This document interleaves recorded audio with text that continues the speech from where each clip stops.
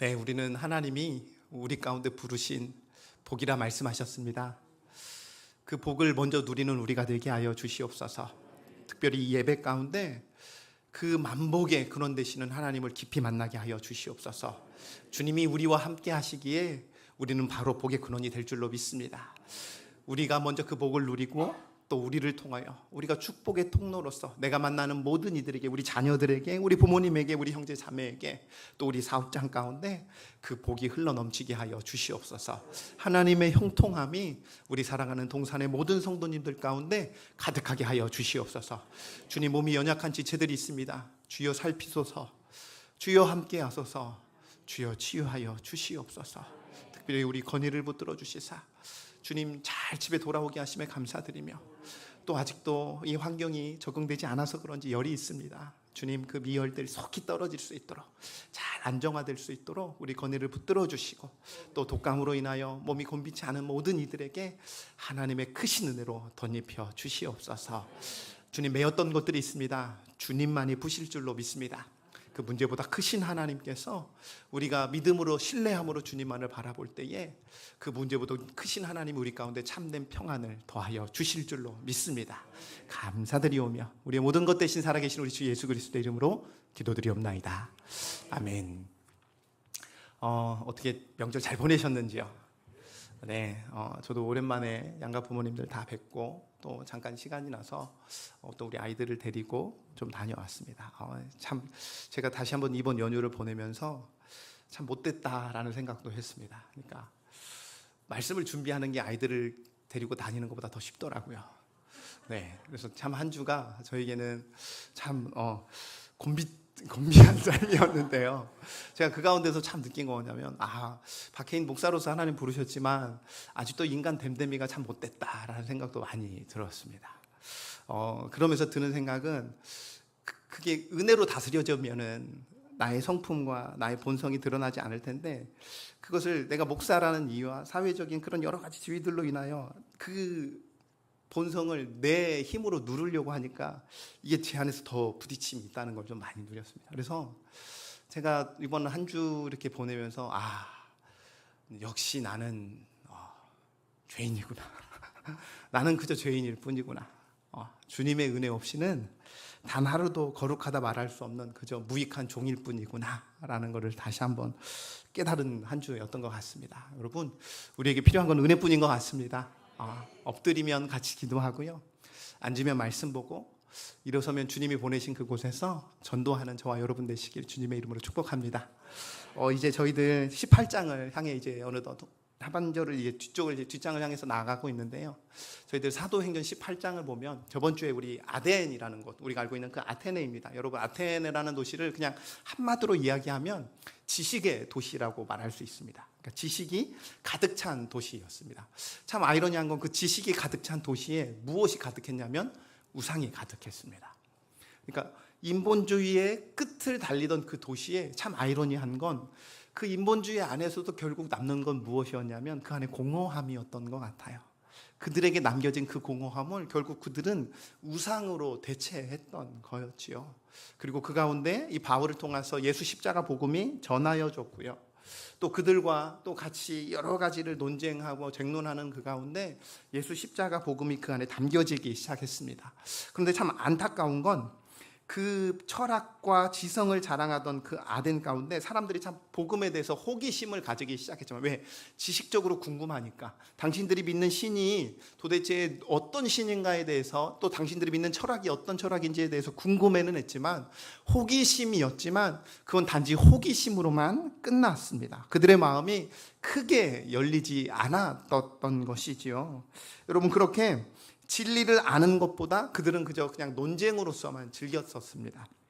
이제 그래서 그는요, 이 바울은 남서쪽에서, 우리 그림을 잠깐 보여주시면, 2차 전도 여행의 이 그림을 잠깐 보여주시면, 이제 저 아덴 중간에 베레아 밑에 아덴이 있고요, 그 밑에 쭉 내려오면 아덴이 있고요, 그 옆에 이제 작은 섬처럼 느껴지는 고린도가 있습니다. 근데 이 아덴하고 고린도는 약 80km 정도, 그리고 저 위에 있는 곳에서 이 아덴까지는 한 400km 정도, 베레아에서 아덴까지는 한 400km 정도 되는데, 이렇게 아덴에서 복음을 잠깐 전한 후에 이제 그들은 고린도라는 도시로 옮겨지게 됩니다. 여러분, 고린도라는 도시는 우리가 너무나도 익숙합니다. 왜냐하면 고린도 전후서가 쓰여진 그 배경으로 한 그곳이기 때문이죠. 여러분, 고린도는 아까 앞서 말씀드렸듯이 아덴은 어떤 도시라고요? 지식의 도시, 철학의 도시였다면 이 고린도라는 도시에 대해서 딱 한마디로 얘기하면 상업의 도시였습니다. 그러니까 부의 도시였어요. 굉장히 부유한 도시였습니다. 왜냐하면 그림상에도 보이는 것처럼 육상이든 해상이든 양쪽으로 다 무역로가 굉장히 집중되어 있는 도시였습니다. 그래서 이들은 많은 부를 자연스럽게 축적할 수 있는 때였습니다. 여러분, 사람들이 호사스러운 생활을 멈추지 않았습니다. 왜? 외부에서 계속해서 돈이 들어오니까요. 또 그러다 이러한 생활이 결국 그들을 무엇으로 이끌어내냐면 윤리적으로, 도덕적으로 타락하게 만드는 상황이 되어버렸습니다. 그러니까 그들의 부유함이 결국 어쩌면 이 부 또한 하나님이 주신 선물인데, 이 부를 하나님의 영광을 위하여, 하나님의 나라를 위하여 사용되지 못하니까 자연스럽게 자신을 위하여 쓸 수밖에 없는 상황으로 바뀌게 된 거지요. 그러다 보니까 윤리적으로, 그리고 성적으로, 도덕적으로 굉장히 타락하게 된 도시가 되어버렸습니다. 특별히 이곳에 성창이 굉장히 많았습니다.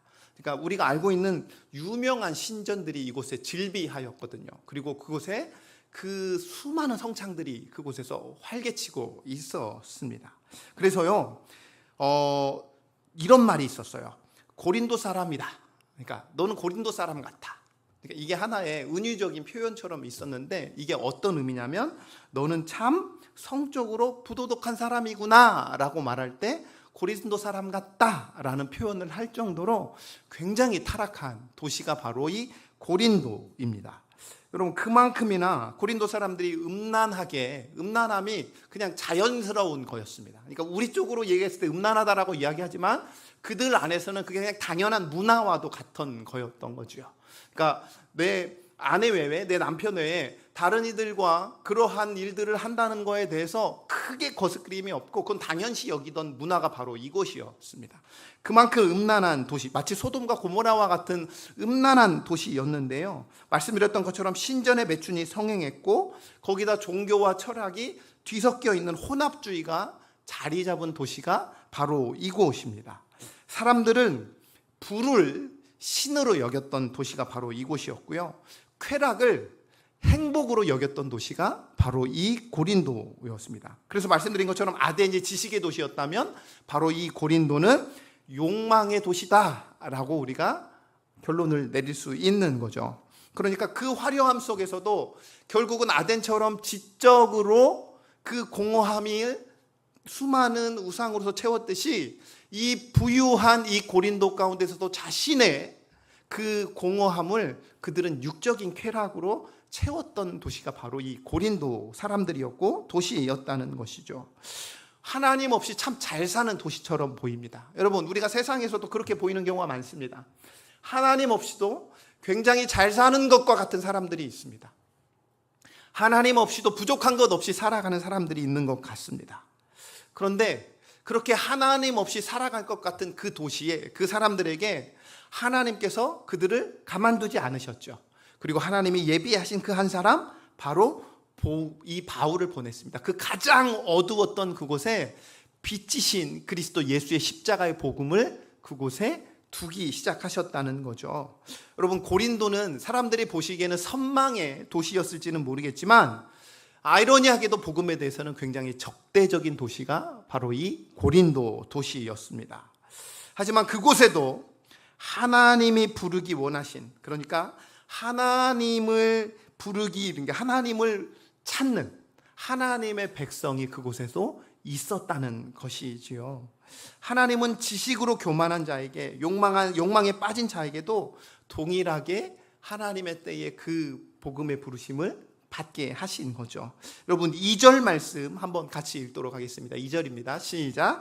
아굴라라 하는 본도에서 난 유대인 한 사람을 만나니 글라우디오가 모든 유대인을 명하여 로마에서 떠나라 한 고로 그가 그 안에 브리스길라와 함께 이달리아로부터 새로 온지라. 바울이 그들에게 가매. 그러니까 바울을 먼저 보내신 다음에 그곳에서 하나님께서 예비하신 자들이 있었습니다. 그것이 누구냐면 우리가 너무나도 잘 아는 것처럼 아글라와 브리스길라요. 또 한 부부를 하나님께서 예비해 주셨는데, 여러분 아굴라는요 본도 출신인데, 그러니까 터키 북부에 있는 흑해 도시의 본도 출신인데 그는 유대인이었습니다. 그러니까 로마에 살았던 유대인이었던 거죠. 그런데 이 브리스길라를 보니까 그냥 이 아굴라만 유대인이라고 밝히는 것을 보니까 아마 브리스길라는 유대인이 아니라 로마의 이방인으로 우리가 추정하고 있습니다. 그러니까 유대인과 로마인이 만나서 결혼을 한 것이지요. 그런데 이들을 뭐라고 표현하고 있냐면 이 2절 말씀 보시면 그들이 난민이라고 표현하고 있습니다. 어떤 난민이냐면 그가 이 앞에 황제로부터 황제의 명령으로 쫓겨났다라고, 로마에서 떠나라라고 명했던 난민이었던 거죠. 하나님의 계획 속에서 난민이었음에도 불구하고 이 바울의 사역을 돕는 동역자로 부르심을 받았다는 거예요. 그러니까 이 부부의 입장에서 봤을 때는 그냥 쫓겨난 거예요. 자기의 삶의 모든 터전을 잃고 이 고린도라는 도시의 난민으로서 오게 되었다는 거죠. 인생으로 보면 참으로 안타깝고 어쩌면 불쌍하다고 말할 수도 있는 사람입니다. 그렇잖아요? 그런데 하나님은 세상의 방식으로 봤을 땐 불쌍한 사람이었을지는 모르겠지만 하나님의 관점에서는 하나님이 선교로 보낸 겁니다. 여러분 이 말이 이해가 되십니까? 우리는 신자임에도 불구하고 우리에게 주어진 삶에 우리가 원치 않는 일로 인하여 옮겨지게 되거나 때로는 우리가 어쩔 수 없는 상황에 의해서, 환경에 의해서 옮겨지는 그 상황이 봤을 때 우리 인간적인 생각으로는 내가 이곳이 마음에 들지 않을 수도 있고 내가 옮겨진 그곳이 나에게 원치 않는 장소가 될 수도 있겠지만, 그것이 직장이든 아니면 어떠한 지역이든 어떠한 곳이든 간에 그게 나의 의도와는 상관없이 내가 원치 않게 옮겨졌을 때 우리는 그것이 우리에게 고난일 수도 있고 우리에게는 그것이 힘겨운 일일 수도 있겠지만, 오늘 이 말씀에 비추어 봤을 때 그 일은요 하나님께서 우리를, 그리고 바로 이 부부를 선교사로 보내셨다는 것이죠. 그리고 하나님의 때가 되어서 누구를 만나게 하셨냐면 바로 바울을 만나게 하셨습니다. 바울에게도 마찬가지입니다. 하나님께서 예비하신 이 한 부부를 만나게 하신 것이지요. 여러분 우리가 빌립보에는 누가 있었죠?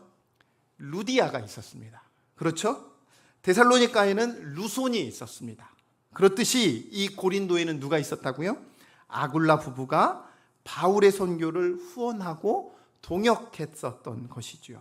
사랑하는 성도 여러분, 하나님은 우리의 삶의 모든 만남 가운데, 때로는 우연처럼 만나는 그 만남들 가운데서도 하나님은 복음의 통로로 준비하셨습니다. 우리가 믿음의 눈으로 이 모든 것들을, 이 하나님의 시선으로 이 일들을 바라보는 게 우리에겐 필요하겠죠. 우리가 이 사도행전을 함께 같이 여러분들과 나누는 여러 가지 일들 중에 하나는 우리가 증인이다라는 것을 잊지 않기 위함이기도 하지만, 또 하나가 뭐냐면 세계관을 하나님의 관점으로 바꾸는 겁니다. 모든 만남, 또 모든 일들, 또 어떠한 내게 맡겨진 그 다른 모든 상황들, 그것들을 하나님의 시선으로 보는 거죠. 사랑하는 성도 여러분, 이번 한 주, 그리고 여러분들의 만나는 그 모든 친인척들, 그 모든 만남들을 어떤 시선으로, 어떤 마음으로 우리가 바라보았을까요? 사람들의 마음으로 만났기 때문에 제가 앞서 서두에 말씀드린 것처럼 불편한 마음들, 또 목사로서 해서는 안 될 말들, 이런 말들에 대해서, 또 이런 행동들에 대해서 나도 모르게 그렇게 행해질 수밖에 없는 상황들이 있게 되는 거죠. 순간순간 내가 하나님의 사람임을 잊으면, 순간순간 내가 하나님의 관점으로 세상을 바라보지 못하면 우리는 그렇게 될 수밖에 없다는 거죠. 오늘 이 만남을 하나님께서 이 둘에게 허락하셨던 것처럼 여러분의 인생 가운데 그 모든 우연한 만남들일 수도 있겠지만 그 만남들이 하나님이 허락하신 만남인 줄로 믿습니다. 그리고 그 가운데 그 만남을 통하여 하나님의 나라를 세워가는 일들로 바꾸어 주실 줄로 믿습니다. 여러분, 이렇게 이들이 그 예수 십자가 복음을 전하는 그 가운데 하나님이 또 다른 동역자들을 다시 한번 붙여주기 시작합니다. 그게 누구냐면 마게도니아에서 실라와 디모데가 다시금 도착했는데, 그들이 도착하기 전까지 이들은 자비량으로 선교를 하고 있었습니다. 그게 무엇이었냐면 장막을, 이 텐트를 고치는 일들을 그들이 하고 있었거든요. 바울도 주중에는 그 일들을 통해서 생활을 했었고요, 주말에 안식일에 그곳에서 복음을 전하기 시작했거든요. 그런데 이들에게 누가 왔냐면 실라와 디모데가 마게도냐에서 왔습니다. 그런데 그들이 올 때 무엇을 가지고 왔냐면 선교 후원금을 가지고 왔었습니다. 그래서 바울을 도왔는데요, 이제 그 후원금으로 인해서 바울이 본격적으로 앞에 있었던 생업을 그만두고 이제 복음 전파에만 전념을 하기 시작했습니다. 5절입니다. 우리 5절 한번 같이 읽겠습니다. 실라와 디모데가 마게도냐로부터 내려오매 바울이 하나님의 말씀에 붙잡혀 유대인들에게 예수는 그리스도라 밝히 증언하니. 아멘. 여러분, 여기 말씀 보시면 하나님의 뭐에 붙잡혔다? 말씀에 붙잡혔다. 근데 이 표현이 우리에게 있어서는 이렇게 해석이 되는구나 하겠지만, 원문을 보면 이 의미를 보면 어떤 의미냐면 말씀을 의인화했습니다. 그러니까 무슨 말이냐? 말씀이 바울을 붙잡아서 증인으로 살게 했다는 겁니다. 그러니까 바울이 하나님의 말씀에 붙잡혔다라는 뜻이 뭐냐면, 이 말씀이 바울을 딱 붙잡아 가지고요, 증인으로 살게 했다는 겁니다. 사랑하는 성도 여러분, 오늘 이 말씀처럼 나 박혜인이 하나님의 말씀에 붙잡히기를 소망합니다. 여러분 한 분 한 분이 하나님의 말씀에 붙잡혀서 증인으로 살아가기를 주님의 이름으로 간절히 축원합니다. 그렇게 하나님의 말씀에 완전히 사로잡혀 있었다는 거지요. 그래서 복음은요, 그에게 선택이 아니었습니다. 여러분 기억하십시오. 복음은 선택이 아닙니다. 복음은 신자에게 있어서 존재의 이유입니다. 뭐라고요? 복음은 우리 신자에게 있어서, 하나님의 백성에게 있어서, 교회에게 있어서 존재의 이유라는 거예요. 여러분, 복음은 우리의 존재 이유인데 종국적으로는 우리에게 남겨진 주님의 명령이 딱 하나 남습니다. 주님께서 승천하시기 전에 주님의 마지막 지상 명령이 무엇입니까? 우리 사도행전 1장 8절 말씀, 너무나도 잘 아는 말씀입니다. 우리 한번 같이 읽겠습니다. 오직 성령이 너희에게 임하시면 너희가 권능을 받고 예루살렘과 온 유대와 사마리아와 땅끝까지 이르러 내 증인이 되리라 하시니라. 아멘. 여러분, 신자는 증인이라는 거예요. 여러분과 저는 증인입니다. 이 말씀은 제가 여러 번에 걸쳐서 이 사도행전을 하면서 특히 시작할 때 이 말씀을 여러분들과 한번 나눴었는데요. 여러분, 우리 신자의 일상의 삶이 마치 뭐와 같냐면 화면과도 같다고 말씀드렸습니다. 뭐와 같다고요? 화면입니다. 뭔가를 지속적으로 보여지는 브라운관이라, 이제는 더 이상 브라운관이 없으니까요. 마치 TV의 한 화면과 같은데, 왜 화면과 같다고 이야기하냐면 우리의 일상의 삶, 그러니까 가정과 일터와 학교 등에서의 일상의 삶이라는 이 화면을 통해서 하나님을 모르는 사람들, 아직 하나님을 전인적으로 만나지 못한 사람들이 구원자이신 예수님을 만나고 또 예수님께서 보여주시는 그 삶의 의미를 우리의 모습을 통해서 그들이 해석하고요, 그들이 이해하게 만드는 화면과도 같다는 겁니다.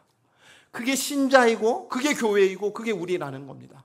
저를 통해서 우리 자녀들이 하나님을 보게 되는 거고요, 저를 통해서 내 아내가, 저를 통해서 내 부모가, 저를 통해서 여러분이 만난 그 동료들이 다 그리스도 예수를 보게 된다는 거예요. 그게 바로 증인이라는 겁니다. 잊지 마십시오. 아까 서두에 말씀드린 것처럼 복음은 선택이 아니라 무엇이라고요? 존재 이유라는 거예요. 신자에게 복음은 우리가 살아가는 존재의 이유인 것입니다. 복음과 우리의 삶은 떼어놓을 수가 없습니다. 왜요? 복음은 어떠한 신자가 되기 위한 과정이 아니라 신자로서 전생을 다스리는 게 바로 복음이기 때문입니다. 복음이 나를 이끌고요, 복음이 오늘 또 나를 살게 하고요, 복음으로 말미암아 결국 내가 하나님의 나라를 누리기 때문입니다. 사랑하는 성도 여러분, 우리는 복음 없이는 살아갈 수 없는 증인임을 기억하기를 소망합니다. 그리고 우리가 화면, 그 복음을 드러내는 화면으로서의 삶을 살아가는 저와 여러분 되시길 주님의 이름으로 간절히 축원합니다. 여러분, 이렇게 복음을 전하는 삶에도 참 안타까운 건 무엇이 있냐면 저항이 있습니다. 이 복음에는 세상에서 복음이라는 이 삶을 살아내면 당연히 맞닥뜨리게 된 것이 있는데요. 그게 무엇이냐면 저항입니다. 여기서 오늘 본문에서 누가 저항을 하기 시작하냐면 유대인들입니다. 조롱하고 또 비방하는 거죠. 6절 말씀입니다. 우리 6절 한번 같이 읽겠습니다. 시작. 그들이 대적하여 비방하거늘 바울이 옷을 털면서 이르되 너희 피가 너희 머리로 돌아갈 것이요 나는 깨끗하니라 이후에는 이방인들에게 가리라 하고. 바울이 뭐 했다고요? 그들이 대적하여 비방하니까 바울이 어떻게 합니까? 옷을 텁니다. 여러분, 그 당시에 유대인들이 옷을 턴다는 의미가 무엇이냐면 그러니까 옷을 턴다는 건 그들을 거부하는 행동입니다. 무슨 말이냐면 너희 피가 너희 머리로 돌아간다. 즉 메시아를 거절하여 받을 그 형벌의 책임이 이제 나에게 있지 않고 너에게 있다는 거예요. 이 말을 뒤집어 보잖아요. 당연한 얘기일 수 있는데요. 뒤집어 보면 우리에게 또 책임이 있다 없다? 이 말씀을 보면 이제 나에게 더 이상 책임이 없어 라고 말하는 것 같지만 1차적으로는 우리에게 책임이 있다 없다? 있어요. 어떤 책임이요? 아멘. 복음을 전할 책임이 있다는 거예요. 복음을 전할 책임이 1차적으로 우리에게 있고요. 그렇게 전했을 때 그들이 대적하여 비방할 때 바울이 옷을 털고 너희 피가 너희 머리로 돌아갈 거라는 거예요. 이게 우리에게 주는 메시지입니다. 그러면 바울이 나 이제 더 이상 지겨워 너희들 나를 그렇게 비방하지 나 너희가 더 이상 상관없어 했을까요? 아니요. 말은 이렇게 했지만 그들은 어디를 가든지 유대인들을 일본으로 향하여 복음을 전했습니다. 분노가 아니었고요. 책임을 다한 자의 고백이었다는 것이죠. 그가 그렇게 회당에서 쫓겨납니다. 여러분 바울은 회당에서 쫓겨나게 됩니다. 대적하고 비방하니까. 근데 포기하지 않습니다. 7절 말씀입니다. 한번 같이 읽겠습니다. 시작. 거기서 옮겨 하나님을 경외하는 디도 유스도라 하는 사람의 집에 들어가니 그 집은 회당 옆이라. 여러분 재밌지 않나요? 어디서 쫓겨났다고요? 회당에서 쫓겨나니까. 그러니까 여기서 그냥 쉽게 여기를 회당으로 친다면 이 회당에서 쫓겨난 거예요. 그리고 또 뭐 했다는 거예요? 요 바로 옆에 가가지고 복음을 전해라는 거예요. 근데 거기가 어떤 곳이에요? 디도 유스도라 하는 사람의 집이라는 거예요. 이 회당을 교회 삼아 예수 십자가 복음을 전하는 전초기지로 만들려고 했는데 그들이 방해하니까 하나님이 예비하신 그 한 사람 디도 유스도라 하는 사람의 집에서 복음을 전하는 전초기지로 바꾸셨다는 거죠. 여러분 회당 옆집으로 들어가서 복음을 전했고 하나님이 닫으신 그 문 옆에 또 다른 열린 문이 있었다는 거예요. 그게 바로 디도 유스도라는 집이 되었다는 겁니다. 저는 이 말씀을 보면서도 하나님 우리 교회가 닫힌 문이 아니라 열린 문이 되기를 소망합니다 라는 그 마음이 들었어요. 여러분의 가정이 여러분의 사업장이 닫힌 문이 아니라 열린 문이 되기를 주님의 이름으로 간절히 축복합니다. 디도 유스도가 바울을 맞아서 자기의 집을 예배처로 내주었던 거죠. 이렇게 자신의 집을 예배처로 쓰임받을 수 있도록 후에 놀라운 역사가 일어납니다. 8절입니다. 한번 같이 읽겠습니다. 시작. 또 회당장 그리스보가 온 집안과 더불어 주를 믿으며 수많은 고린도 사람들도 듣고 믿어 세례를 받더라. 여러분 그리스보라는 사람이 회심을 했는데요. 이 사람이 누구라고요? 나중에는 소스데네라는 후임 회당장이에요. 여러분 회당장이 누구일까요? 유대인들 중에서 그 회당, 그러니까 그 지역의 회당은 딱 그 지역을 대표하는 회당 한 곳이 있거든요. 그런데 장이에요, 그곳에. 그러니까 굉장히 유대인의 독실한 사람입니다. 그리고 사람들로부터 덕망을 얻는 사람들입니다. 그런데 그 회당장이 회심을 한 사건이에요. 그러다 보니까 자연스럽게 누구를 세우게 됐냐면 후임을 세우게 됐거든요. 소스데네라는 후임을 세웠는데 그 후임마저도 그 후임의 회당장마저도 주님 앞에 돌아오게 되었다는 겁니다. 이 유대인 지도자들의 회심이요 그곳에 있는 유대인들에게 굉장히 큰 충격을 선사했습니다.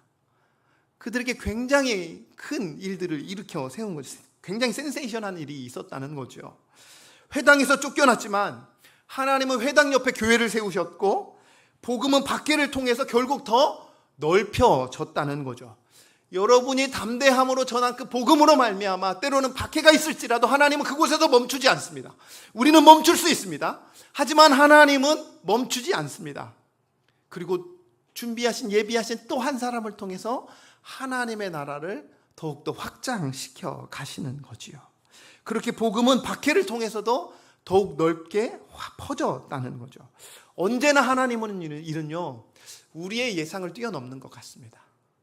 우리의 삶 가운데 일어나는 모든 일을 내가 헤아릴 수 없고 이해되어질 수 않는 그 일들 가운데서도 하나님은 늘 우리의 예상을 뛰어넘으시고 그 뛰어넘는 예상을 통하여 하나님의 영광을 드러내시는 놀라운 일들을 행하시는 거죠.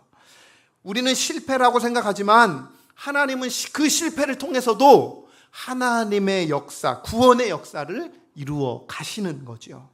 하나님의 선교는 결코 중단되지 않습니다. 우리가 중단할 뿐이죠. 하나님의 시선으로 하나님의 일들을 바라보면 그 역경과 고난 가운데서도 우리는 멈추지 않을 수 있는데 자꾸만 이 세상을 향하여, 현실을 향하여, 땅을 향하여 내 눈을 두다 보니 하나님이 맡겨주신 그 선교와 전도와 구제의 사역들을 우리가 멈추는 거죠. 하지만 하나님은 멈추지 않습니다. 여러분, 지어진 인간에게 가장 큰 복이 무엇인지 아십니까? 쓰임받는 겁니다. 그러니까 나를 만들어 놨는데 그냥 하나님이 나를 이렇게 만들어 놨어요. 근데 제가 얘를 쓰지도 않고 마시지도 않고 그냥 가만히 놓는 겁니다. 얘는 존재의 이유가 없는 거죠. 그냥 여기서 먼지만 쌓여가는 것입니다. 하나님에게 있어서, 우리 인간에게 있어서 최고의 영광은 뭐냐면 지으신 목적 그대로 쓰임받는 거예요. 사랑하는 성도 여러분, 하나님은 우리를 지으셨습니다. 그리고 부르셨습니다. 그리고 그 소명에는 반드시 사명이 뒤따릅니다. 그 사명은 하나님의 나라를 확장하며 세워가는 일이지요. 그렇게 귀하게 쓰임받는 저와 여러분 되시길 주님의 이름으로 축복합니다. 자, 이제 이렇게 사역이 굉장히 흥왕하는 것 같지만 이 사역이 번성하는 가운데 바울의 마음에 어떤 마음이 들었냐면 두려운 마음도 조금 커져가기 시작했습니다. 왜냐하면 이 도시가 어떤 도시였냐면 타락한 도시였잖아요. 그러다 보니까 적대적인 유대인들뿐만 아니라 이 적대적인 일들이 이 바울에게 있어서 나타나기 시작했습니다.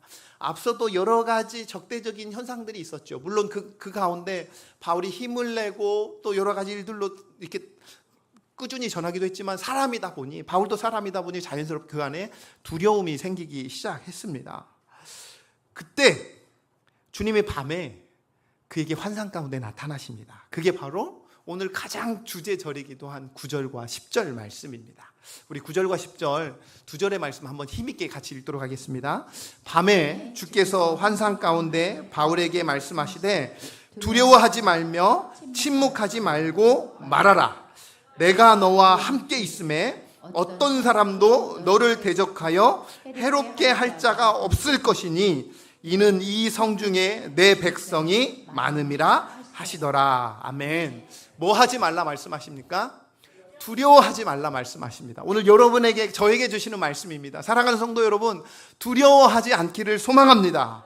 여러분, 오늘 말씀에서도 우리에게 말씀하신데 왜 두려워하지 말라 그럴까요? 두 가지 근거가 오늘 이 말씀 가운데 제시되고 있는데요. 첫 번째가 무엇이냐면 10절 말씀입니다.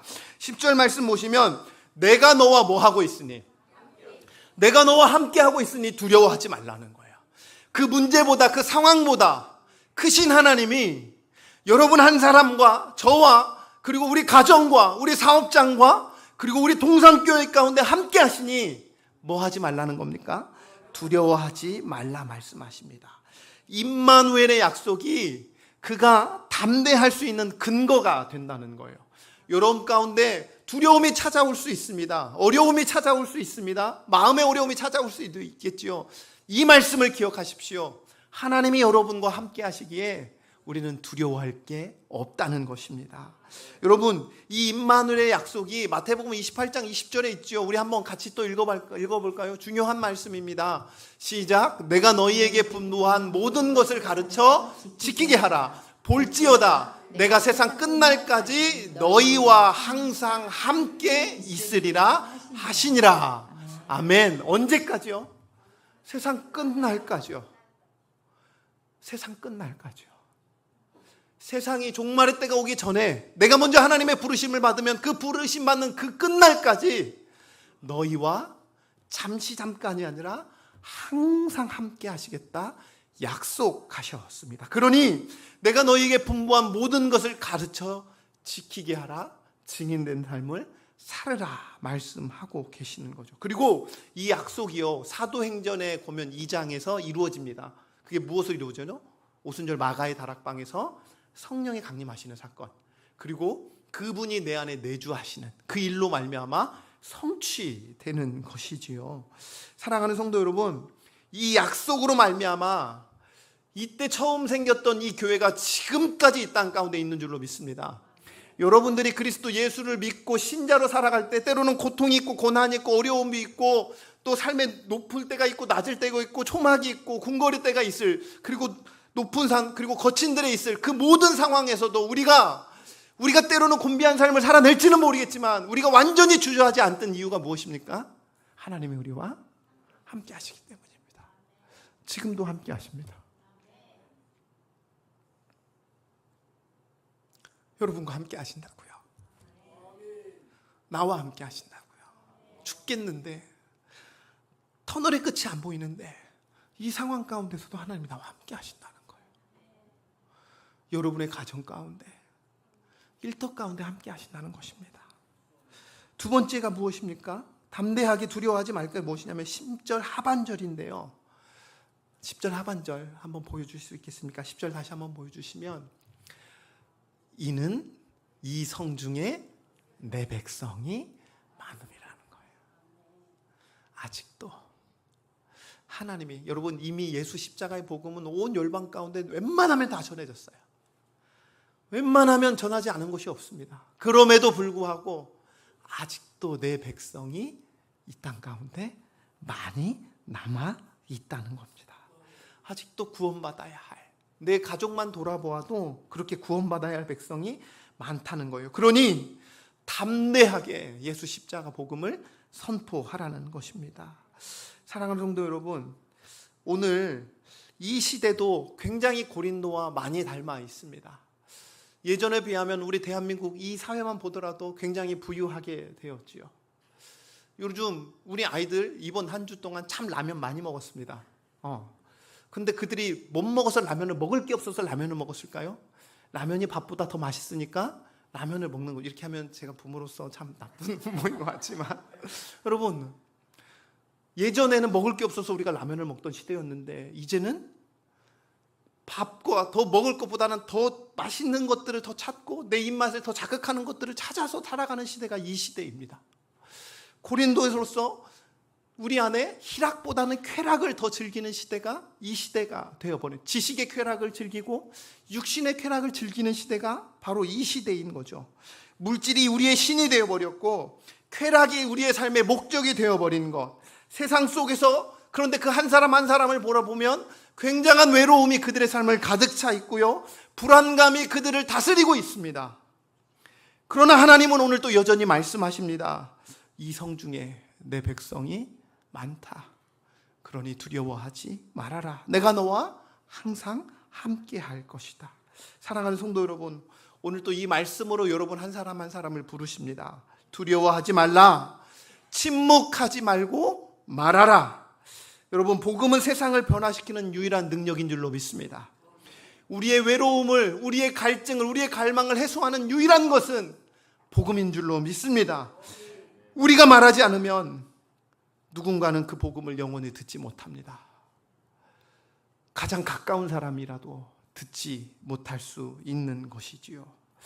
사랑하는 성도 여러분, 오늘 여러분의 제가 주보 안에 한 장을 여러분에 껴 넣어드린 이유도 우리가 이것입니다. 여러분, 행사일 수 있습니다. 누군가에게는 행사로 느껴질 수 있어요. 그렇지, 교회가 해마다 가을이 되면 아니면 봄이 되면 일례 의례적인 행사로서 우리가 새생명 축제 아니면 우리가 새가족 초청 잔치를 하지, 그렇게 여겨질 수 있죠. 하지만 그렇게라도 하지 않으면 우리는 우리 마음에 새 생명을 품을 마음을 가지고 있지 않기 때문에요. 그냥 나 하나 건사하기도 바빠서 내 기도 한 명 하기도 바쁜데 내가 언제 다른 사람을 위하여 기도하며 살아갈 수 있겠나요? 저는 아닙니다. 내가 먼저 살아야죠 라고 생각하며 살아갈 수 있죠. 하지만 하나님은 우리를 그렇게 부르시지 않으셨습니다. 소명은 반드시 사명이 뒤따릅니다. 그리고 여러분 앞에 있는 그 작정서를 다시 한번 보십시오. 여러분 한번 보십시오. 여러분 한번 보시고 뒷장도 한번 보십시오. 대상자가 있습니다. 그냥 하나님께서 우리에게 맡기신 그 사명은 단순히 교회 안에 머무는 것이 아닙니다. 한 영혼을 품고 또 그 영혼을 내가 목숨을 다해 마치 생명책에 기록하는 것처럼 이름을 적고요. 그리고 기도하며 복음을 전하는 겁니다. 여러분 오해하지 마세요. 여러분이 적은 그 모든 사람을 우리 교회에 반드시 데려오십시오가 아닙니다. 그 한 영혼이 주님 앞에서 구원받기를 갈망하는 마음으로 적으십시오. 다시 한번 오해하지 마십시오. 여러분들이 우리 교회 그러니까 꼭 데려오세요라고 우리가 그 일을 작정하는 게 아니라 여러분에게 보여주신 그 한 영혼이 예수 안에서 하나님 나라의 한 백성으로 천하보다 귀한 한 영혼이 주님께 돌아오는 귀한 일들이 벌어지게 해달라고 우리가 작정하는 것이지요. 오늘 또 주님이 우리에게 말씀하십니다. 두려워하지 말며 침묵하지 말고 말하라. 내가 너와 함께 있음에 이 성중에 내 백성이 많음이라. 여러분 가족 중에 이웃 중에 친구나 동료 중에 아직 주님을 모르는 사람이 있습니까? 들어보기는 했지만 아직 주님을 전인적으로 만나지 못한 사람이 있습니까? 기도하며 마음에 품으시기를 소망합니다. 그리고 그들의 이름을 생명책에 기록하듯이 오늘 이 작정서에 적기를 원합니다. 여러분 그냥 적는 건 단순한 기록이 아닙니다. 하나님께 드리는 믿음의 고백입니다. 주님 평생토록 내가 이 사람을 내 마음에 품고 주님께 돌아오도록 내가 주님이 나에게 맡겨주신 한 영혼이라 새기며 내가 기도로써 그리고 무시로 두려워하지 않고 이에게 전하겠습니다. 그렇게 하나님 나라의 생명축이로 옮겨질 이름이 될 것입니다 라고 고백하며 이 시간 적기를 함께 같이 나누었으면 하는데요.